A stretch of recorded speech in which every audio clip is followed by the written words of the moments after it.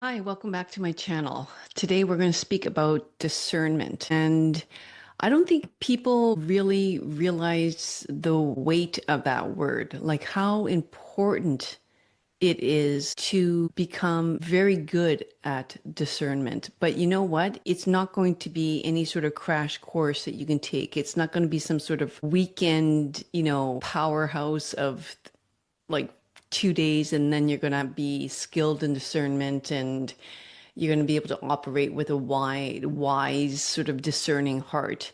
Discernment is a gift, and it's a gift from God. And it's really important for you to understand that and start practicing it. We have to realize that Christianity is not a religion of belief. Of course, we have our beliefs and our values, but Christianity is really a practice. Like, we are all miserably flawed people. And if you think you've reached this, status of, the wise, enlightened being that some of us like to think that we are, sorry, I have bad news. It's going to take you a while to reach that. And I think it's a lifetime. It's absolutely a lifetime. So let me start off by talking about, for those of you who like this is for somebody who, whether you're Christian or not, but I'll make references to maybe, some of the scripture in the Bible or certain terms that Christians maybe use. And one of them right now is this idea of the desert fathers. I don't know if you've ever heard of that, what it means, but all you need to know is that these people were sort of the first ones, sort of bringing out the Christian message. And the reason that the word desert, is attached to their name is because they spent a lot of time, actually their lifetime in the desert. Why the desert? Well, it's because it's the only time they would have solitude, and that's really hard for us to get that nowadays. I mean, it used to be back in the day, it wouldn't be so hard. We wouldn't have to go to a desert because honestly, we could just go to our room, a room that did not have internet, a room that basically maybe had some books, or if we needed knowledge from for any sort of decision in life, it might mean that we would have to go into our car and go to a library. Can you imagine? I mean, I remember that. It's not that long ago for me where, I'd have to walk through aisles and aisles and, actually physically pull out an article that I needed, for my dissertation or something like that. Nowadays, you don't have to leave the chair. It's crazy. And you can find out any answer to any sort of problem. And even, I mean, let's hope you don't get it from every source of social media, like whether that be TikTok or Instagram. I mean, I still feel, and this is why I use YouTube, is because I feel like it's still a very much a teaching space, whether that's how to change a filter on your air conditioning to learning about discernment to whatever, let's hope YouTube stays free and continues to offer this to individuals who maybe can't afford other means of learning. Lord knows that universities nowadays aren't cheap. And yeah,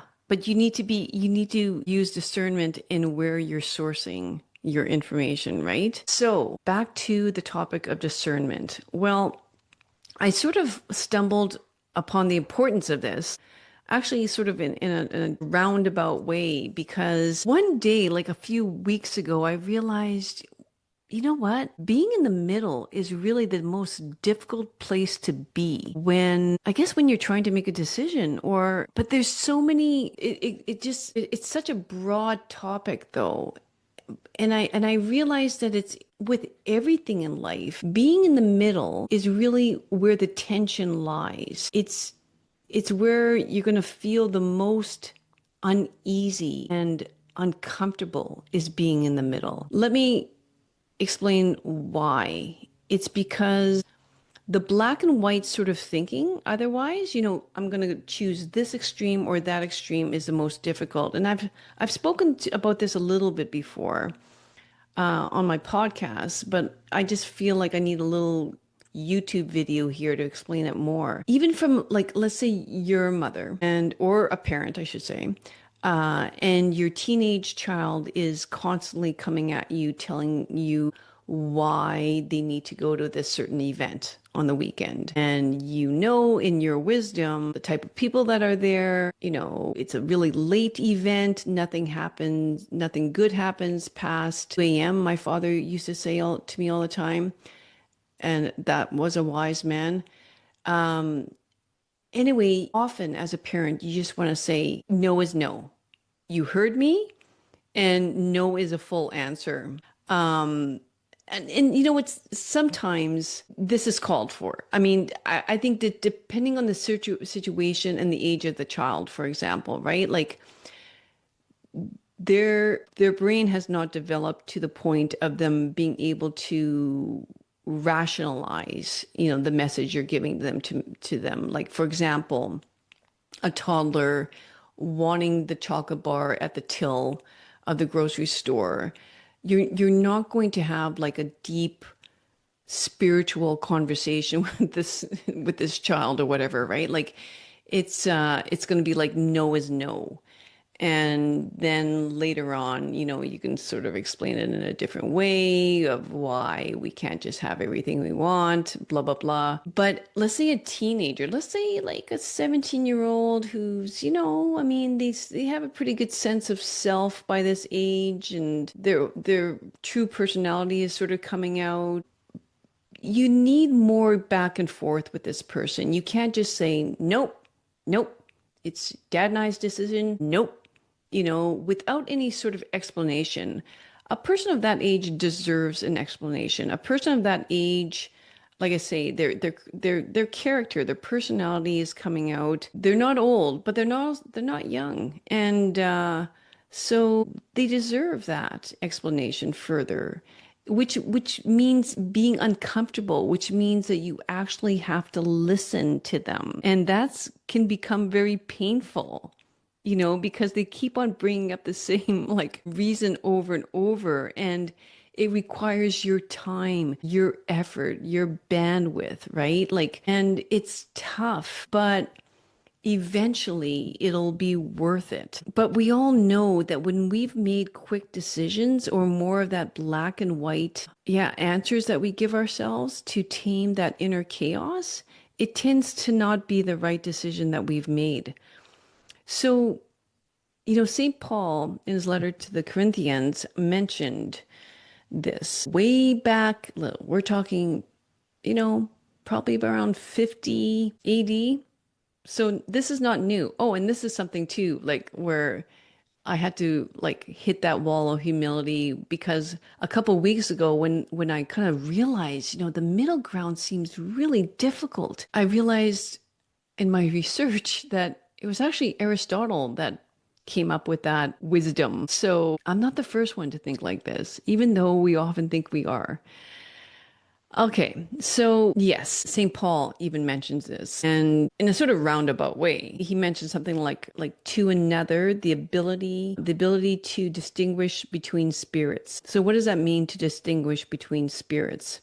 What he was really talking about there is how to develop the gift of discernment. The Greeks, there's even a term in Greek that speaks of this. I'm not going to try to pronounce it, but it's there. We have to realize discernment. What that means is trying to figure out what voice we're hearing in our head. And there's three main voices that we will hear when we're trying to make a decision. These are, I guess, the voice of God, which we can say is the Holy Spirit speaking to us. And that voice is going to bring you peace. It's going to bring you joy. Well, maybe not joy right away when you're making a decision, because honestly, if it was that easy, you wouldn't be trying to make that deep reflection and choice. But maybe I'll say eventually it'll bring you joy, and eventually it'll give you some peace and calm in your life, because you are aligning with the truth. And you're aligning with love. It might not be very obvious right away, but that's what it is. So that's the voice of God, the voice of the Holy Spirit. And then we have the human spirit, which is always a lot of fun. That's your ego. And that is your wounded self, your wounded desires. That's your like childhood self coming across going, I want it and I want it now. And you're very deterministic. And often it's cloaked in pride and, greed and laziness. That's what I mean about being in the middle ground. It takes work. And often the sloth part of us wants to take over and just do it the easy way. So the human spirit is one that we're always challenged with because, like I say, it's our flawed self coming out. It's our habits. It's our poor habits. The programmed way our mind works that we're trying to convince is the best way. But that's what it means to be human. Like we're all incredibly flawed as human. And then the worst of the worst, of course, the third type of spirit is the evil spirit. And it just like, honestly, recently, it's been only in the last maybe year or so, in all my naivety and glass half full type of thinking, that I felt like there's no such thing as the evil spirit. Like, I didn't want to think about that. Like, it made me feel very uncomfortable to think that, there's like Satan and like to actually in our world sort of thing. I guess maybe even coming from a psychological standpoint, right? As a therapist, I'm kind of thinking, well, that's disordered thinking. It's not like evil, like when you think of Hitler and stuff like that, but like it's disordered thinking and evil. Like it's a next level sort of thing. Right? I think Satan steps in when he sees that we're weak, and it's that type of voice. I mean, this is the thing though, you don't see it in the time. You're convinced you're doing the right thing, but it's often if you pause and go into the desert and be in solitude, in time you'll see that you're operating from a place of fear, a place of pressure. And it's often like a temptation that you're battling, a temptation that's disguised as logic, which is really scary. I mean, here's an example. Fear, pressure, temptation disguised as logic. This could happen in a grocery store. You walk up to the item you want and you find, buy one, get one off, half off, or something like that, or 2 day sale. There will never be another time this year that the sale will come up. And there you have to use some sort of discernment. Like, do I really need this second item that I potentially will not reach for in the next 2 years? Do I really need this? I mean, there's so many examples. So you know what I'm talking about. So you have to start realizing here that discernment is a gift. It's not a strategy. Like I said, it's not a 3-day workshop that you go attend and figure it all out. It's a grace. It's a gift that's cultivated in the silence of your lives, in the solitude, and in surrendering. It's often like we're so deterministic and we have such strong wills that we don't want to see it another way. But only when you allow the will of God to enter and do his will and surrender is when you're going to find the best answer for you right now, which may not be obvious, but it's the right answer. So, what does this mean to stay in your cell, so to speak? It's not that simple. It's not having that black and white thinking, not trying to fix it in a really fast way, not picking a side. It's like, no, both sides have points. Both sides have kind of good arguments, right? But we're often forced to pick a side, to be honest with you. I mean, just lately we had like a national election here in Canada, and we had to pick, one, like, of course you have to pick one. And sometimes you don't feel like you have a choice, but it's maybe, again, using the discernment, like doing the research and making the best choice in the candidates that are there, right? That's eventually what we have to do. But yeah, you don't rush into these sort of decisions just so you can get on with your life, sort of thing. That's like a very selfish way of doing it, and then you complain after. That's the other thing too. So there's a lot of good in staying in the middle. And, but there's a lot of reasons, as you can see, why people want to flee the middle. It means tension without any sort of resolution. You might not have the answer for days, maybe months, years. There's a lot of examples in the Bible that people waited years for their answer to come. But during that time, you won't be alone. God is with you and God hears you. He never does not hear you. It's just that, his way of doing things, which is probably far from what you see, the best way of doing things is what needs to be done, which requires patience and resilience and trust and faith. Yeah. So, but you got to realize the cost of fleeing that middle ground is not listening and also not learning, because every time you listen, you learn. You hear another person's perspective. You hear another way of doing things, and it will bring you insight. And you don't want to stop learning. It's a beautiful thing to continue to learn. And but most of all, if you leave that middle space, you stop receiving grace, which is really not good.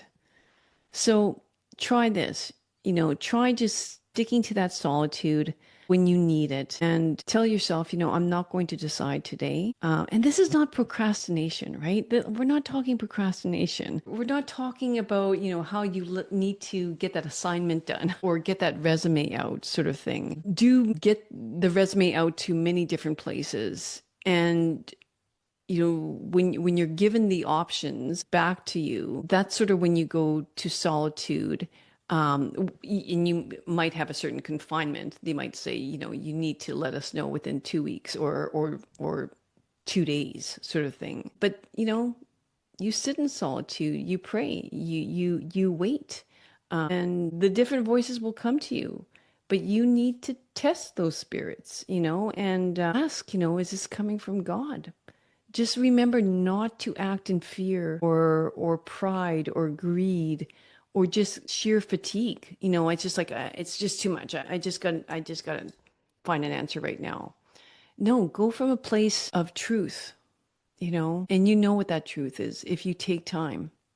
So, in summary, discernment is a gift, and your cell, that quiet place, is your training ground. And what's going to come of this? Well, wonderful things. It's going to bring you peace. It's going to develop more wisdom. And most of all, that your decisions are rooted in love and not in lack. We don't want to be in lack. So thanks for listening, and appreciate how you've developed your discernment in life, and whether it's led you to the right places, or even noting, like I say, I've completely messed this up in the past. I think I've given enough examples of that in my other videos. So, I'm practicing. I'm practicing. It doesn't come overnight, but I'm practicing. Okay. Thanks for watching.